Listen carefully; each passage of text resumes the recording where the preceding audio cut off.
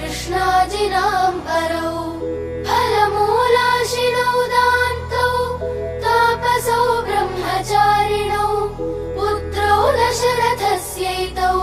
भ्रातरौ रामलक्ष्मणौ शरण्यौ सर्वसत्त्वानां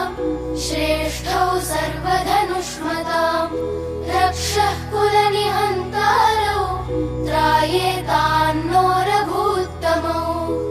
आत्तसज्जधनुषा विशुस्पृशा वक्षया शुगनिषङ्गसङ्गिनौ